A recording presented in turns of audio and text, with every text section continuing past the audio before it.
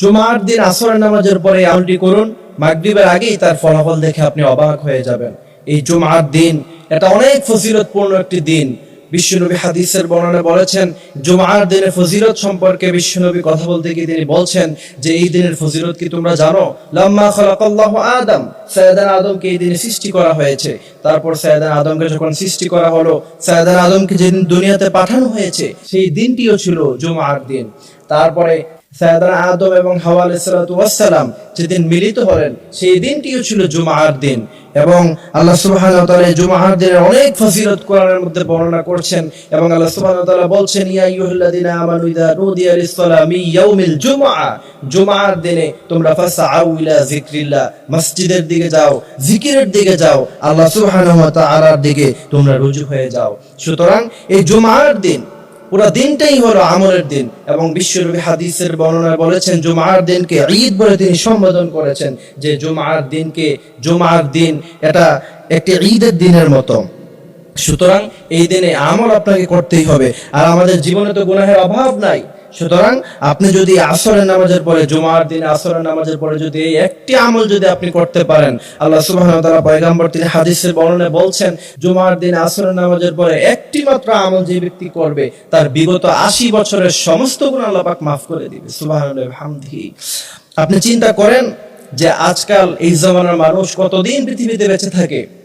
60 থেকে 70 বছর, 80 বছর পর্যন্ত মানুষ খুব কমই বেঁচে থাকে। সুতরাং আপনি জুমার দিনে যদি মাত্র একটি আমল যদি আপনি করতে পারেন আসরের নামাজের পরে, বিশ্বনবী হাদিসের বর্ণনায় বলছেন যে তার বিগত 80 বছরের সমস্ত গুনাহ আল্লাহ পাক maaf করে দেয়। সুবহানাল্লাহ। আমি যদি হাদিসটি আপনাদেরকে খুব ভালোভাবে বুঝিয়ে বলি, যে সাইয়েদানা আবি হুরায়রা রাদিয়াল্লাহু তাআলা আনহু তিনি বলছেন, আন আবি হুরায়রা রাদিয়াল্লাহু তাআলা আনহু قال قال رسول الله صلى الله عليه وسلم فمن صلى علي يوم الجمعة 80 مرة غفر له ذنوب 80 عاما। আল্লাহ সুবহানাহু ওয়া তাআলা পয়গম্বর বলছেন, আবু হুরায়রা রাদিয়াল্লাহু তাআলা আনহু তিনি ইরশাদ করছেন যে রাসূল বলছেন, যে ব্যক্তি জুমার দিনে 80 মাররা 80 বার যে ব্যক্তি দুরূদ শরীফ পড়লো আসরের নামাজের পরে, আল্লাহ সুবহানাহু ওয়া তাআলা তার বিগত 80 বছরের সমস্ত গুনাহ আল্লাহ পাক maaf করে দিবে। সুবহানাল্লাহি ওয়া বিহামদিহি।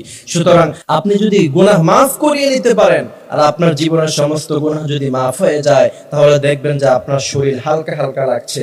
আপনি যখন গুনাহমুক্ত জীবন যাপন করবেন, দেখবেন হৃদয়ের মধ্যে শান্তি ফিল হচ্ছে। সুতরাং আসরের নামাজের পরে আমলটি করার কারণে যদি আপনার সমস্ত গুনাহ আল্লাহ পাক maaf করে দেয়, বিগত দিনের সমস্ত গুনাহ যদি আপনার maaf করে দেয়, আপনি দেখবেন যে মাগরিব নামাজের আগেই আপনার শরীরটি কেমন হালকা অনুভব হচ্ছে। মাথার মধ্যে যখন বোঝাটি বহন করে তখন তার অনেক কষ্ট হয়, শরীরটা ভার লাগে, তার কাছে ভালো লাগে না, তার কাছে অস্বস্তি ফিল হয়। কিন্তু সেটা নামিয়ে ফেলার পরে তার কাছে যেমন হালকা অনুভব হয়।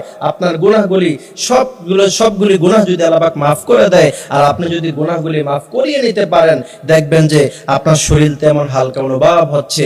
সুতরাং আল্লাহ পাক যেন আমাদেরকে আমলটি প্রতি সপ্তাহে জুমার দিন আসরের নামাজের পরে আমলটি করার তৌফিক দান করে, বলি আমিন।